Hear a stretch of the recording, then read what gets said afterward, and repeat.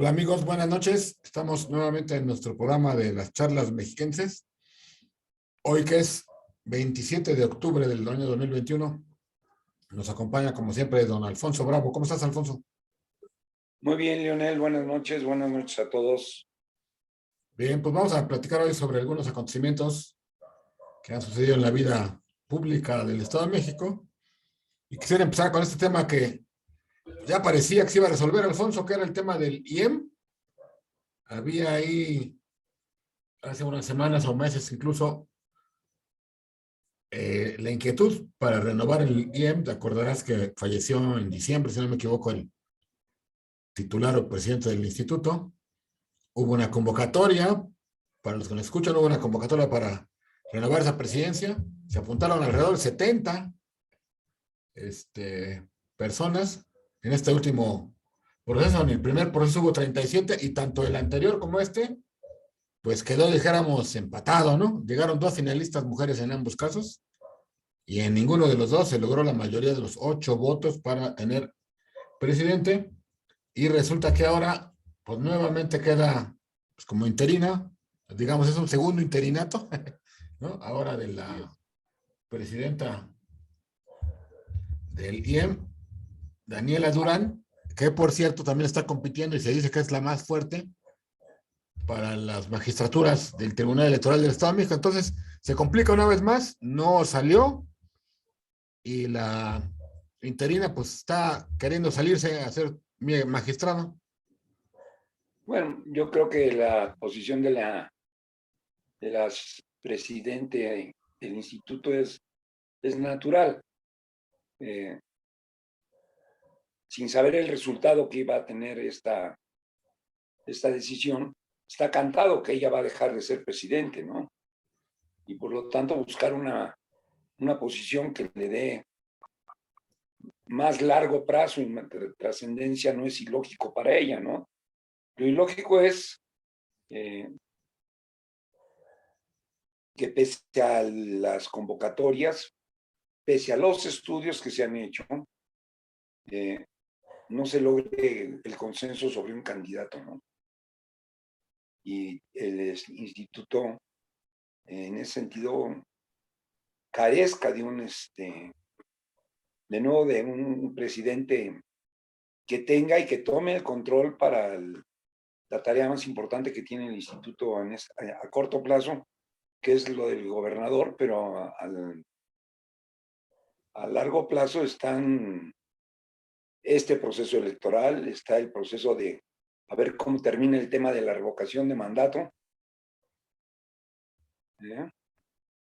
Y a ver cómo termina el tema de finalmente el tema del 24, ¿no? O sea, siempre es un año muy, muy meneado, el siguiente también, el siguiente, entonces estamos muy, muy meneados y no tener un presidente estable es un problema para el propio instituto, ¿no?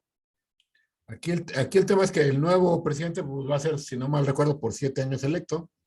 Y obviamente, pues tienen el 21, como ven, es tu revocación. Y bueno, y ya en este medio tiene chavo, está ahí la de Nextlalpan, pero bueno, esa se la va a aventar la actual titular.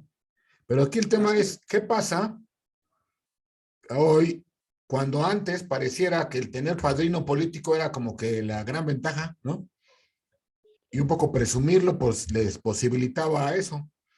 Hoy cualquier aseveración de cercanía con un poder político, particularmente los estatales, los gobiernos estatales, hacen que muchos candidatos caigan, ¿no? Y es el Así caso es. de esta Jessica Rojas Alegría, que era la que se perfilaba, pero pues por señalamientos, particularmente de Morena en la sesión del INE, pues donde dicen que pues como está muy cercana aparentemente al gobierno del estado y que ha participado ya en muchos eventos, pues mejor que no. Y resulta que tampoco la otra candidata, Claudia Cid. Entonces, la Por las pregunta es, mismas ¿qué va a razones, pasar? ¿no? ¿Ande? Mira, yo creo que estamos entrando en un problema. Yo creo que el Instituto Electoral está tratando de cuidarse mucho en sus decisiones por el acoso permanente que se sufre por los pinos, ¿no? Por los pinos. por el Palacio Nacional, ¿no? Y esto le mete una gran presión y hace que los consejeros que se sientan más, más respaldados por alguna fuerza política, y aquí no estoy excluyendo ni las del PRI, ni la del PAN, ni la de Morena, se encuentran en más riesgo, ¿no? De no ser electos. Esto va a ser la tónica en los próximos señalamientos, ¿no crees tú? Pero termina siendo hoy ya un grave problema porque el camino, más bien no el camino, los tiempos avanzan y casi pareciera que necesitamos a alguien impoluto, ¿no? Para que pueda ser electo. Nuevamente se perfilaron mujeres. Yo creo que es tiempo de que ahora le busquen un perfil masculino, a lo mejor un perfil más académico, menos gubernamental, menos partidista, aunque sabemos muy bien que en la universidad hay muchas gentes en las universidades que tienen una, digamos, un filón o un perfil muy político disfrazado de académico, pero pudiera ser una posibilidad, ¿no? Que por ahí se diera, aunque hoy hay muchos que no les gustan las universidades. Oye, el anterior presidente venía de la Facultad de Ciencias Políticas de aquí de la UAM, tenía un perfil académico y aparte él como presidente mantuvo un magnífico equilibrio, según mi punto de vista. Y a propósito de eso está la discusión ahorita en ciencias políticas sobre la sucesión del nuevo Director. director de la facultad, ¿no? Entonces, coincido contigo, quizás se necesite alguien más académico, quizás también se necesite alguien más egresado de la sociedad civil. Pero el grave problema es que primero si hay, ¿no? Segundo, que les interese. Y tercero, que tengan el perfil. Así es, pero mira, yo creo que ha habido, no recuerdo ahorita, hace cuántos periodos, pero hubo como presidente, un buen abogado de Naucalpan, procedente de la sociedad civil, se me olvida el nombre ahorita, ¿Núñez Castañeda? no recuerdo ahorita muy bien el nombre, pero lo que te quiero decir es, yo creo que sí hay personajes. Yo creo que el error está en una palabra que dijo mi estimado Lionel hace un momentito, ¿no? Los químicamente puros. Porque el hombre químicamente puro no existe. Las personas tenemos preferencias de un lado y de otro. Y yo creo que necesitamos un candidato más que químicamente puro, que tenga la prudencia política para reconocer qué es lo que funciona y qué es lo que no funciona en este momento en el Estado, ¿no? Cosa que está faltando en este momento, luego lo veremos, ¿no? ¿Será también que hace falta un cabildeo más fuerte de las fuerzas políticas? ¿O que hace falta Sí, claro.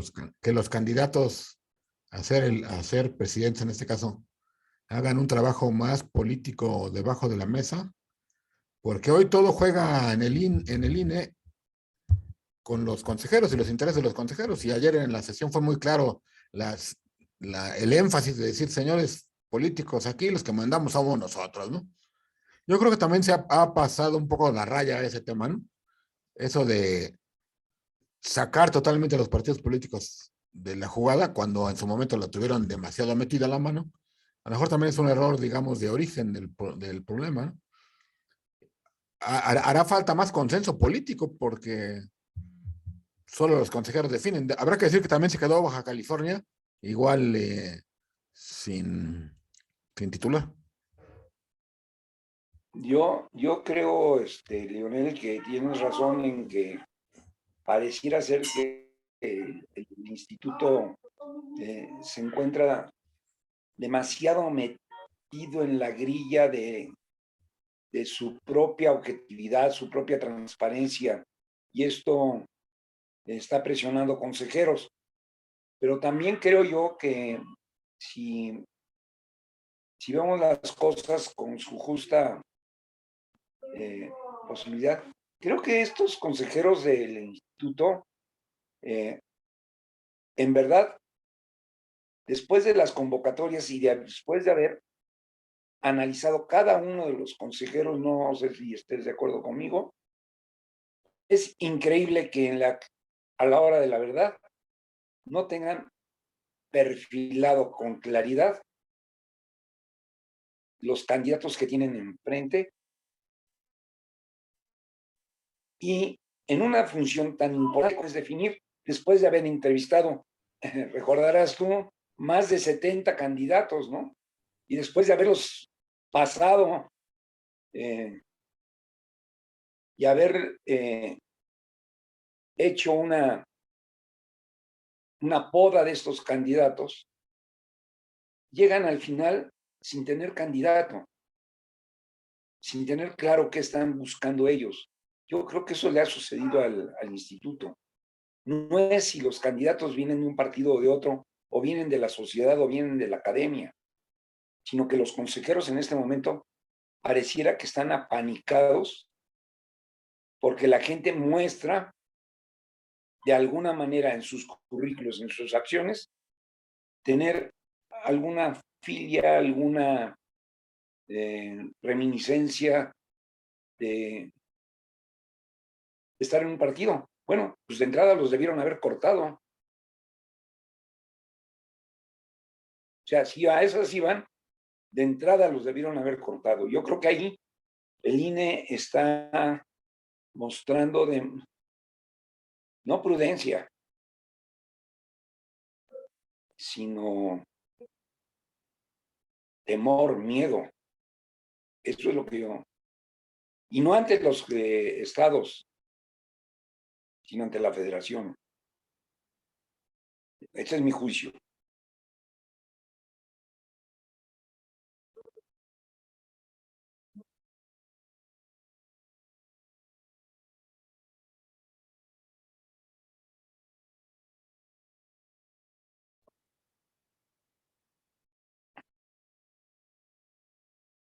No te oí, mi estimado Leonel. Digo que el problema es que pareciera al revés la cosa.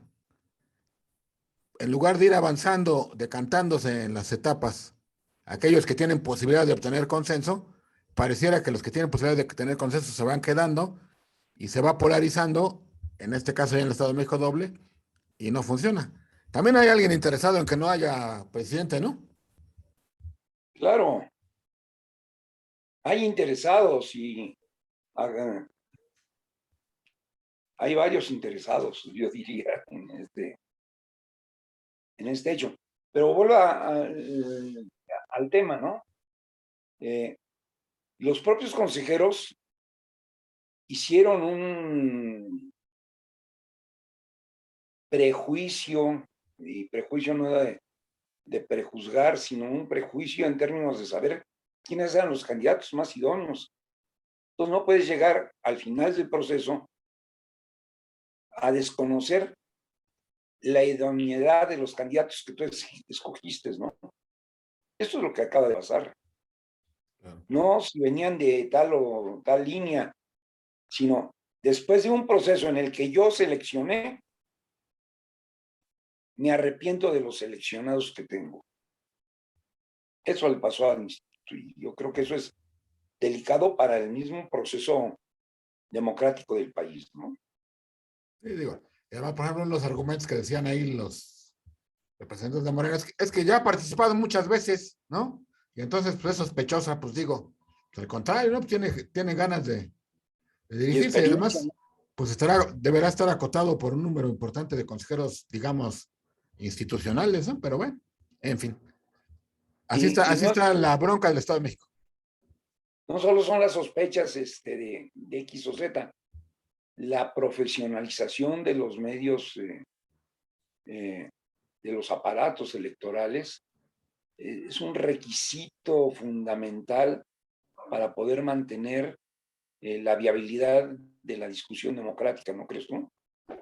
No, digo, por supuesto, por supuesto. Pues ahí está la tarea pendiente de escoger al presidente o la presidenta. Ya fallaron en escoger 4 finalistas damas. Espero yo que lo sean varones. Y bueno, lo importante es que se resuelva porque ya vienen los temas electorales el año que entra. Muy importante, ¿no? No nos vaya a dar miedo, Leonel. A lo Pues mejor quieren buscar a alguien que no sea mujer ni que sea hombre. puede ser la solución. Puede ser su solución, ¿no? Muy bien. Oye, hablando de política, resulta que ahora en el PRI del Estado de México cambiaron a los coordinadores. Bueno, nomás espérame, no, esto era mi salto, porque también se decía que Jessica Rojas, por ahí se decía, que era cercana a Ana Lilia Herrera, ¿no? Entonces, que es una diputada federal. Y bueno, también, y entonces decir, y ahí era mi brinco a este otro tema, que en los diputados federales del PRI, que estuvieron cambiando, ¿te acuerdas? Hace poquito que quitaron a Gustavo Cárdenas, ¿no? Que pusieron al señor Sámano. Así es. Pues ahora resulta que el señor, imagínate nada más, ahora los mexicanos del PRI van a ser, en este caso, Gustavo Cárdenas lo nombró Alito como secretario general adjunto del PRI encargado de la Ciudad de México. Entonces ahora Gustavo Cárdenas va a la Ciudad de México. Y fíjate un dato interesante que luego por ahí se ha perdido. Hace 8 días hablamos de los que estaban metidos en la estafa maestra, todo lo que estaba alrededor. Pues resulta que Gustavo Cárdenas fue nada más y nada más, además de que fue alcalde de Jocotitlán y diputado y bla, bla, fue subsecretario de ordenamiento de la propiedad rural en la SEDATU, nada más y nada menos que con la hoy presa Rosario Robles. Oye, y creo que hay varios colaboradores que tenía él que estuvieron metidos en términos también muy serios, cercanos al tema de las universidades, ¿no? Del Estado. Es todo un tema. Pero fíjate que llevaría el tema por otro lado, Leonel, no sé si estás tú de acuerdo. Teniendo una mayoría el PRI significativa en el actual Congreso y teniendo capacidad para poder hacer muchas cosas, parece ser que hay una falta de coordinación entre el señor gobernador y sus diputados, y parece ser que hay algunos preferidos y otros no preferidos, ¿no? ¿Será la primera vez? No sé si sea la primera vez, pero no tiene importancia que sea la primera vez o la última. Lo que tiene importancia es que en este juego el señor gobernador puede estar jugando un poquito más allá de su quinto año de gobierno, ¿no? ¿Eso en cristiano qué significa? Pues eso significa que si no tiene una buena empatía en este momento, una buena coordinación con su grupo en las diputaciones, la discusión va a ser difícil para poder sacar adelante luego la estructura electoral que necesitan, ¿no? Claro. Esa es mi opinión. Y nada más recuerda tú los detalles, ¿no? Fíjate, ¿quién es la secretaria general del PRI en este momento, del PRI nacional? Ay, se me fue la onda, no me acuerdo. Carolina, Ah, claro, claro, claro, no, por supuesto, sí. y Carolina representa un grupo, Claro. y no solo representa un grupo en Hidalgo, ella contendiendo por la candidatura también el año que entra por el tema de la gobernatura, ¿no? Uh -huh. Sino Alrededor de esto también está su esposo, ¿no? Coordinador de los diputados federales. Y este grupo que forma Carolina junto con Ana Lilia, que se llama 51, 50 más 1, y que no es un grupo bien visto por dos personajes interesantes, o por lo menos parece ser que no se entienden. Osorio Chong y el señor Alfredo del Mazo, ¿no? Porque tiene más ligas con otros, ¿no? Pero a ver, esta señora Monroy tiene, ¿cómo te diré? No, Carolina Vigano, porque la Monroy esa es la otra Carolina. No, pero es que a eso iba también, porque también, o sea, finalmente Monroy y la otra, esta Vigano, o sea, finalmente, ¿a qué hablan? En el sentido de tener una secretaria general del PRI, una secretaria general del PRI, Significa que el PRI mexicano siempre ha estado presente, ¿no? Y su voz, en este caso, ha sido muy fuerte. Ella fue, Monroy fue con Beltrones, si no me equivoco, ¿no? La secretaria general. La secretaria general, ¿no? Así es. Y entonces el Estado de México siempre ha estado ahí presente. Hoy el Estado de México, además de todo, tiene al Ricardo Aguilar, secretario de organización, ¿no? Que también están ahí en el Comité Nacional. Entonces, ¿a qué voy? Que la fuerza mexiquense, no exactamente la fuerza mexiquense aquella que decía Montiel, ¿no? Sino la fuerza mexiquense en términos del Estado de México siempre ha estado presente, ha sido firme. Y a mí se me hace muy interesante que manden este amigo hoy a la Ciudad de México, al PRI de la Ciudad de México, ¿no? Donde también se vislumbra en el 2024 una batalla tipo Edomex, más o menos, ¿no? Donde se estará discutiendo quién deberá ser el candidato de la alianza PRI-PAN-PRD, si uno de los alcaldes del PAN o uno de los alcaldes del PRI. Entonces me hace muy significativo esta jugada, muy interesante, porque la lucha es por las dos gubernaturas o la jefatura de gobierno del DF. Y probablemente también haya más intereses de empujar hacia el PRI del lado de Alito, ¿no? Sí, aunque sin quitar de ver esta situación que presenta tradicionalmente el PRI, también yo te diría que el PRI en el Estado de México sí ha tenido participación en el PRI nacional de múltiples formas, pero no siempre ha sido un fiel escudero del presidente en funciones. Bueno, acuérdate, Madrazo y Montiel pues, estaban peleados, ¿no? Y Madrazo era Así es. era el mero mero del PRI con el Baester, si no me equivoco. Así es. Y pues no siempre han sido, a lo que me refiero es el PRI del Estado de México o el PRI de Domex, Grupo Atlacomulco o no Grupo Atlacomulco, siempre ha tenido, y no es para menos, una gran influencia y una gran importancia en el PRI nacional. Y en esta batalla, evidentemente, que tendrán que entrar estos personajes.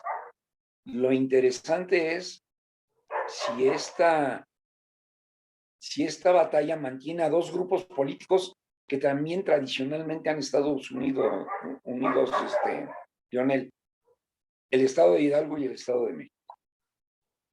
Sí, pero esto siempre ha sido tradicional.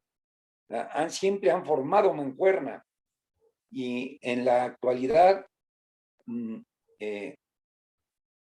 esta mancuerna parece ser se mantiene a pesar de las diferencias que hay entre algunos de los personajes importantes del PRI del Estado de Hidalgo y del PRI del Estado de México, ¿no? No puedes descartar al señor gobernador y que tiene otras preferencias que parece ser que no son las que tiene el mismo grupo Hidalgo, pero el grupo Hidalgo no es Osorio Chong, ¿no? Es un hombre importante, pero no es, No es todo. no lo es todo. Y Carolina no es ninguna improvisada. Tú te acordarás de ella. Muy cerca, era una fiel escudera de, de Beatriz Paredes. Y hoy muy cerca los Moreira, ¿no? No puedes. Personajes importantes que tuvieron una gran liga política. Eh, no solo en el estado de Hidalgo, sino en el estado de México. No puedes tú olvidar a Rubén Moreira operando para Enrique Peña, ¿no?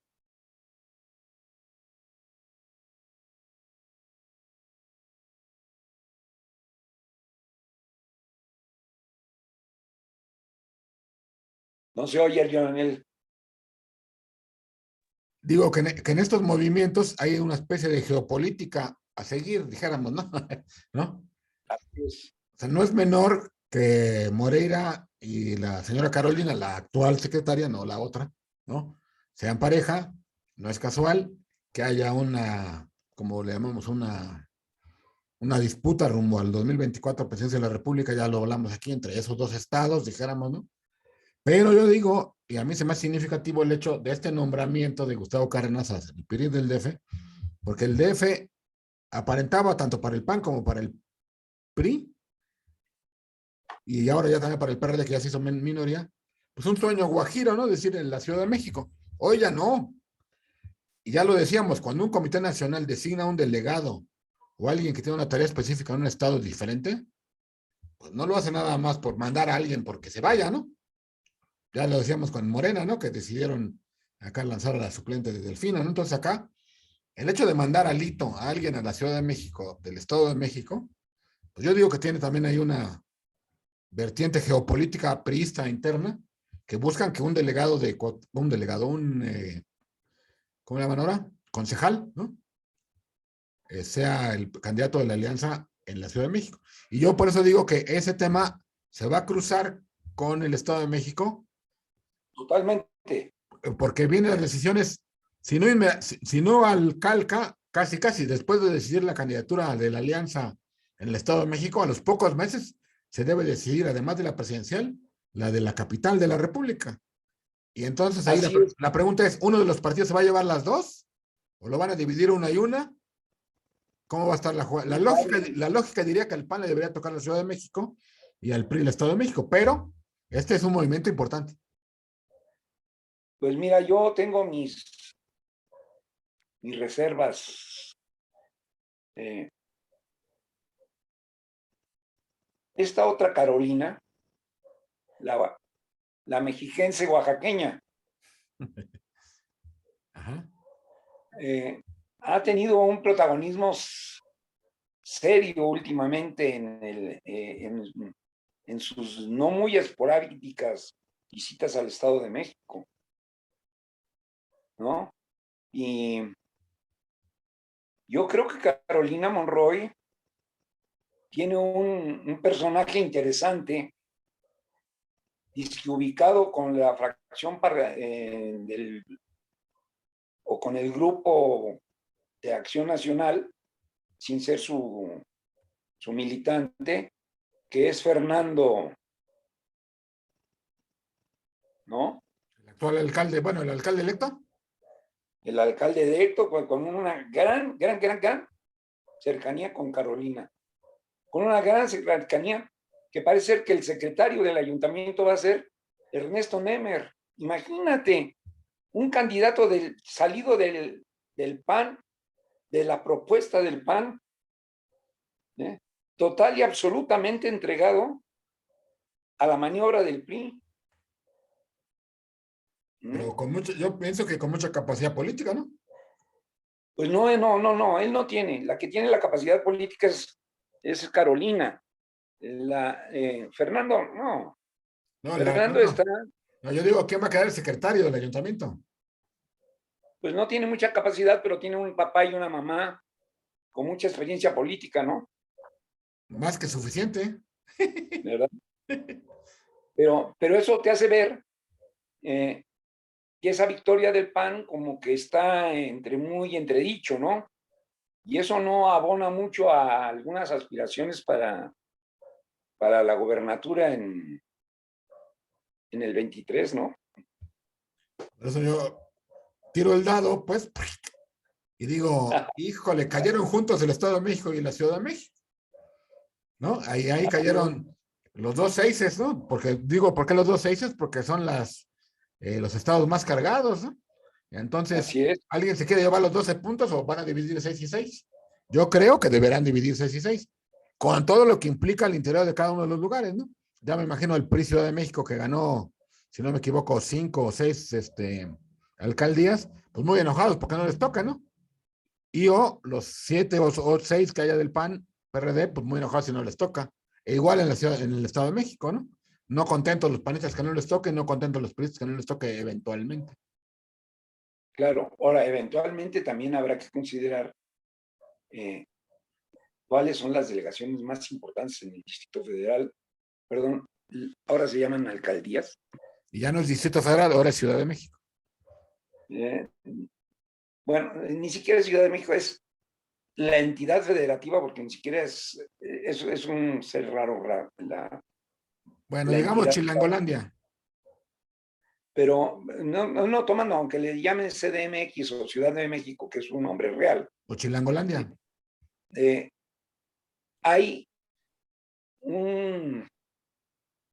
Esto es lo interesante, por eso la designación de Gustavo es interesante, porque en el PRI de la Ciudad de México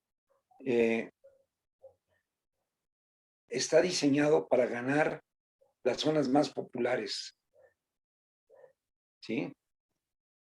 Y en Acción Nacional su diseño estratégico está hacia más cargado hacia las clases medias, ¿no? Y eso es lo que demostró el panorama.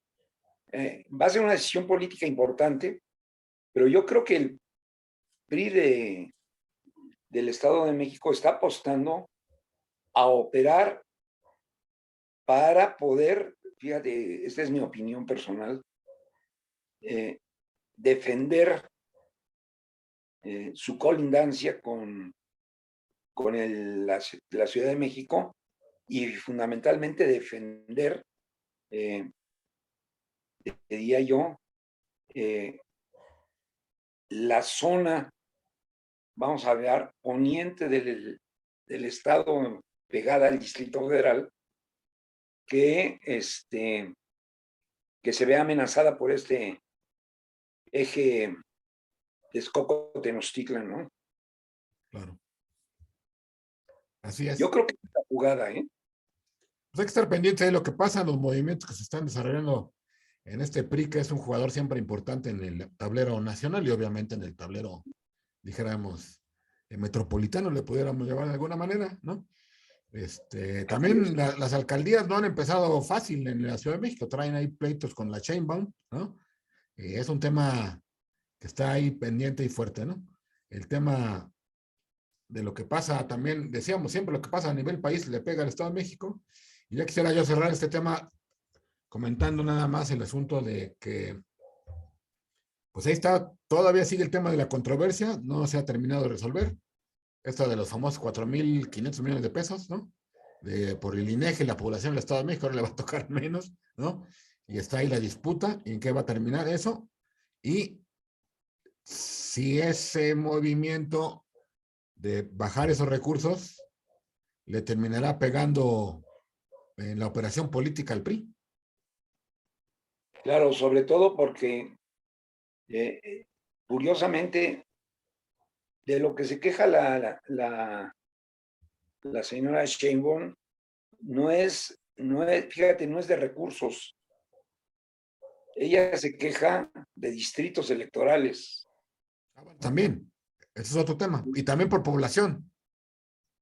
Pero fíjate el énfasis, ¿no? La señora Sheinbaum se queja de este tema por distritos electorales. El gobierno del estado no se queja por distritos electorales, se queja por recursos económicos, ¿no? Y las dos controversias están metidas en este juego que finalmente va a acabar, a mi juicio, favoreciendo las dos posiciones. Yo creo que la Corte va a definirse en un tema tan difícil como es de los distritos electorales por tratar de mantener el mismo número de representación, ¿no? Y creo que siendo equilibristas, le va a tratar de reponer sus recursos al Estado de México, ¿no? Ese es Mira, mi si vamos a pensar en el escenario pesimista para ambas partes, que les dijera no a uno y no al otro. ¿Quién pierde más? Yo digo que pierde más el gobierno del Estado de México, porque en el otro pues, simplemente son dos posiciones, no, bueno, no simplemente, son posiciones de diputaciones, pero que como sea, pues, se recomponen por otro lado. Pero pues, son 4.500 millones de pesos en el otro, ¿no? Que puedes comprar bastantes tarjetas estas de, ¿cómo se rosa. llama? Las tarjetas rosas, ¿no? Así es. Yo, por eso, ¿te acuerdas cuando el tema lo sacamos hace como 3 semanas?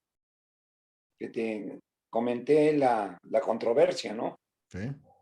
Y la controversia va a favor del Estado todavía, ¿eh? Según lo que sabemos hasta el momento. Ahora, si 2 diputados son 2 diputados, ¿eh? Pues sí, pero. Para este juego, para el juego de lo que está jugando ahorita, claro, que no afectan este periodo, pero sí afectan feo esta reducción, porque una vez que opere esta reducción, también algo que no se está contemplando es cómo va a operar la reducción de los diputados a nivel local, ¿no? Yo digo, por supuesto que pega y mucho, pero yo lo que voy es que, como sean los diputados, eh, pues son Son posiciones más políticas. manejables. Sí, y son posiciones políticas, y la otra es dinero, ¿no? Y 4.500 millones de pesos merecen una, bien vale, no una misa, pero bien vale un pleito, ¿no? Porque es una cantidad de dinero impresionante, ¿no? Y Acuérdate, es el único pleito que ha comprado el señor gobernador. sí. El único pleito que ha comprado. Y que lo han manejado bajita la mano, salvo el López Obrador la semana pasada, si no me equivoco, sacó el tema y ahí comentó, ¿no? Cómo estaba la situación. Pero esto también habla de la importancia de que se tienen que revisar muchas cosas en el trato, como ya bien dijimos la semana pasada, no hay que meternos otra vez en el tema del federalismo, ¿no? Cómo se Así es, distribuyen Leonel. los dineros de un modo y de otro modo, con reglas que seguramente cuando se definieron los representativos tanto de la Ciudad de México como del Estado de México, decían, pues a todo dar, tenemos un montón de población, ¿no?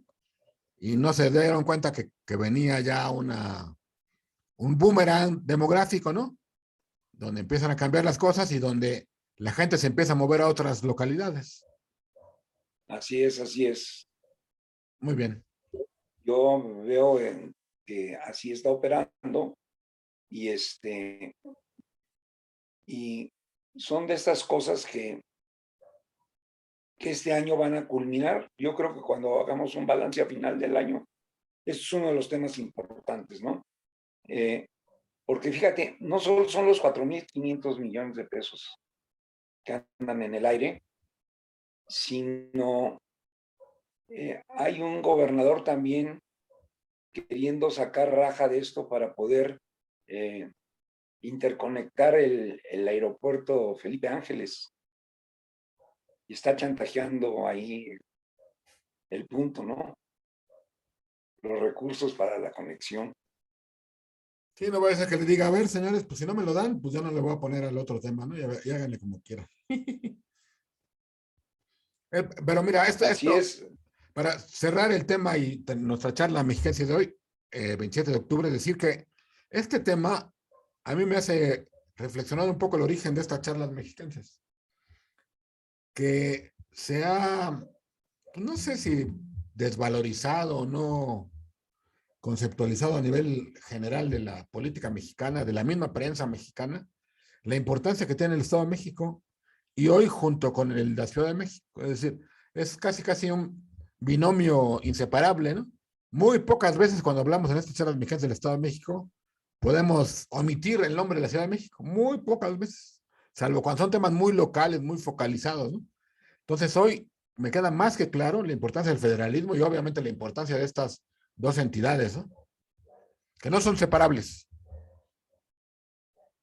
Bien, voy a poner tan inseparables y también tan contradictorias que en este sistema de interconexión de las líneas del metro y los metrobuses y todo, hoy el gobierno federal pretende que el gobierno del Estado de México pague las conexiones con el Distrito Federal, ¿no? Es decir, no hay... No queda fallo. Está tan involucrado el tema que, considerando la población del Estado de México respecto a la población de la Ciudad de México, no se puede tomar una decisión de un lado sin que afecte al otro. Es el tema del tren México-Toluca, es el tema de las interconexiones en el área metropolitana, es el tema de los recursos, es el tema del aeropuerto. De la inseguridad en la frontera común. Así es un tema grave, ¿no? No se puede hablar del Estado de México sin hablar del Distrito Federal, de la Ciudad de México.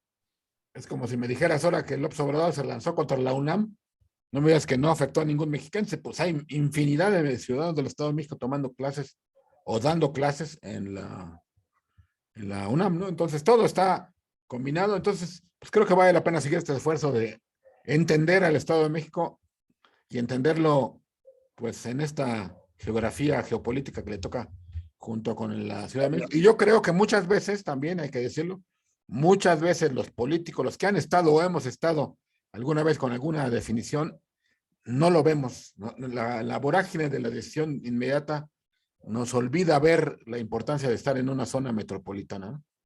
Así es, y fíjate, tan importante como que la Universidad Nacional tiene 3 escuelas muy importantes en el Estado de México. 3 escuelas de estudios. Pues, no poca cosa. Sí, sí, digo, está en la FES Acatlán, está la FES Aragón, la FES Zaragoza que está enfrente de un lado para el otro, digo, nomás cruzas la calzada Zaragoza y ya estás a 500 metros de Nezahualcóyotl, ¿no? Y luego estás en Cuautitlán y la FES Iztacala, entonces hay una cantidad impresionante de gente de ahí Estamos realmente involucrados con la vida de la Ciudad de México y no ponerle atención al Estado de México a veces es un pecado de omisión muy fuerte. Así es, pues muy bien. Pues seguiremos analizando todo lo que pasa aquí en nuestro Estado de México en las charlas mexicanas. Ya para terminar, ¿qué pendiente se queda por ahí para revisar? Sigue el tema de la seguridad, Lionel, tema grave, la seguridad. Lo que pasó ayer en... No lo tocamos, sí, habíamos dicho que íbamos a hablar de eso, sí. Bueno, dejémoslo nada más marcado como lo que está sucediendo, ¿no? No deja de haber día en que elementos del crimen organizado amenacen o ataquen a las fuerzas del Estado, no solo a la policía estatal y a las fuerzas estatales, sino también a elementos de la Guardia Nacional. Nada más para que tengas una idea y lo vemos en las siguientes. Esta zona donde donde se dio el ataque, tiene más de 5 puestos del ejército. Y aparte, la zona militar del Estado de México está a 25 minutos de Coatepec, Colima. Así es. Para entender el problema de seguridad del Estado de México. Sí, que Dios no lo quiera, pero cuando llegara a haber un problema mayor en el Estado de México, igual como estamos diciendo, las influencias hacia el centro del país, capital de la República, son muy grandes, ¿no? Claro. Entonces hay que estar pendientes en todos estos temas. Y pues sí, Por fortuna, los que fueron atacados esta vez ahí en Coatepec se alcanzaron a escabullir, dice las notas de prensa, que se metieron al bosque y se salvaron, ¿no? Híjole. La libre. Por fortuna, qué bueno por ellos, ¿no?